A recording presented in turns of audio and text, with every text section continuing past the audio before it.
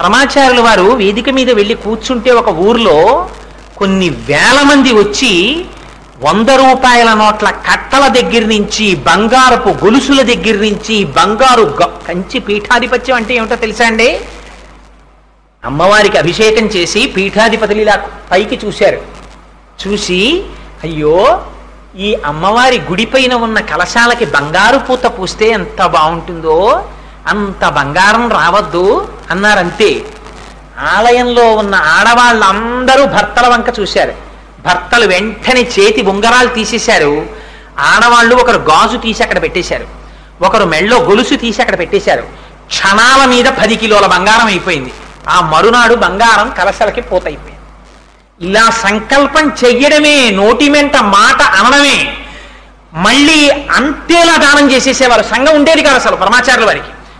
వారు వచ్చి కూర్చుంటే వేదిక నిండిపోయింది బంగారంతో, సొమ్ము కట్టలతోటి నిండిపోతే పరమాచార్యుల వారు వీటన్నిటి వంక చూసి అన్నారు, నేను మీలో ఎవ్వరినైనా 1 రూపాయి తెచ్చి నాకు ఇమ్మని అడిగానా? అడగలేదు. కానీ పేద సన్యాసి కోసం మీ అందరూ ఇన్ని కానుకలు తెచ్చి నాకు ఇచ్చారు. నేను నోరు తెరిచి మిమ్మల్ని అడుగుతాను, నాకు ఒక్కటి ఇవ్వగలరా మీలో ఉన్న ప్రతివారు అని అడిగారు. ఏం కావాలి స్వామి అన్నారు. మీ అందరికీ రోజుకి 24 గంటల సమయం ఉంది కదా, ఈ పేద సన్యాసికి 2 నిమిషములు దానం చెయ్యగల. ఆసనములలోంచి లేచి నిలబడి మాకు ఉన్న ప్రతి రోజులో 2 నిమిషములు చంద్రశేఖర పరమాచార్యుల వారికి ధారపోసేస్తున్నాం అని నాకు దానం చేయండి అన్నారు. అందరూ లేచి 2 నిమిషములు పరమాచార్యుల వారికి దానం చేస్తున్నాం అన్నారు. ఇప్పుడు మీది కాదు కదా 2 నిమిషాలు, నాది. అందుకని నేను చెప్పినట్టు మీరు వినియోగించండి. 2 నిమిషములు ప్రతిరోజు భగవన్నామము చెప్పుటకు తప్ప వేరొక దానికి ఉపయోగించకండి. మీరు ప్రయాణంలో ఉండండి, కూర్చోండి, నించోండి, ఏం చేస్తుండండి, ఒక్కసారి వాచి చూడండి. 10:10 అయింది. 10:12 వరకు ఇవాళ 2 నిమిషాలు నేను చేసిన దానపు సమయాన్ని పరమాచార్యులు వారు చెప్పిన ప్రయోజనానికి వాడుతున్నాను అని 2 నిమిషాలు భగవన్నామం తప్ప వేరొకటి ఉండకూడదు. అది మీ ఇష్టం, ఏ స్వరూపం కానివ్వండి, ఏ నామం కానివ్వండి. There were no controversies. పరమాచార్యుల వారు ఎప్పుడూ కాంట్రవర్సీస్లోకి వెళ్ళలేదు. భగవన్నామం చెప్పుకోండి. ఎన్ని కోట్ల మంది ఈ జాతిలో ఉద్ధరింపబడిపోయి ఉంటారండి ఆ మాటకి. ఎంతమందిని రోజుకి 2 నిమిషాలు భగవన్నామానికి పరమాచార్యులు వారు వెచ్చింపచేశారు. ఇది గురువుల యొక్క స్థితి అంటే, ఇది కాషాయం అంటే. ఇలా పరమాచార్యుల వారు ఎంతమందిని ఉద్ధరించారో మహానుభావుడు.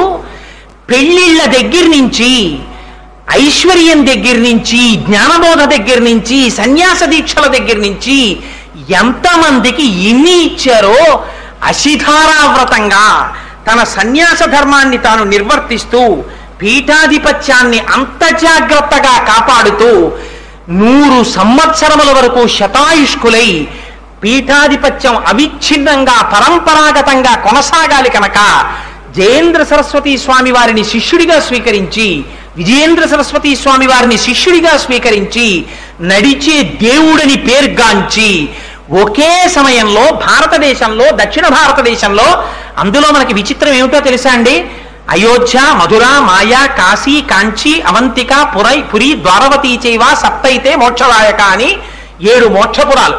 అందులో 6 ఉత్తర భారతదేశంలో ఉంటే దక్షిణ భారతదేశంలో ఉన్నది ఒక్క కంచి పట్టణమే. అటువంటి కంచి పట్టణంలో ఉన్నటువంటి పీఠానికి ఆధిపత్యం వహించినటువంటి పరమాచార్యుల వారు ఎన్నడూ కూడా 100 సంవత్సరముల జీవితంలో ఒక్క క్షణంలో కూడా తన ధర్మాన్ని అతిక్రమించి ప్రవర్తించాల. తాను సన్యాసిగా ఉన్నారు కనుక సన్యాసి ధర్మాన్నే పాటించేవారు. తప్పితే మిన్ను విరిగి మీద పడిపోనివ్వండి. వైద్యులు వచ్చి చూశారు ఆయన శరీరాన్ని. చూసి అంతా చెక్ చేసిన తరువాత ఆ పీఠం వారి వంక చూసి చెప్పబోతుంటే పరమాచార్యులు వారు అన్నారు, మీరేం చెప్పబోతున్నారో నేను చెప్తాను, నన్ను ఒక్క 5 నిమిషాలు మాట్లాడినివ్వండి అన్నారు. ఏమిటి స్వామి అన్నారు. నా 2 ఊపిరితిత్తులలో ఒక ఊపిరితిత్తి చెడిపోయింది. నాకు లోపల పెద్ద అల్సర్ పుండు పుట్టింది. నేను వేళపట్టున తినను, వేళపట్టున నిద్రపోను. అందుకని నాకు పుండు పుట్టింది. నేను అన్ని రకములైన ఆహార పదార్థములు తినడాన్ని నా శరీరము అంగీకరించదు. వీటితో పాటుగా లోపల ఉండేటటువంటి ప్రేగులు అపారమైన ఆకలి వేసినప్పుడు ఆహారము తిననటువంటి కారణం చేత మడతలు పడిపోయాయి.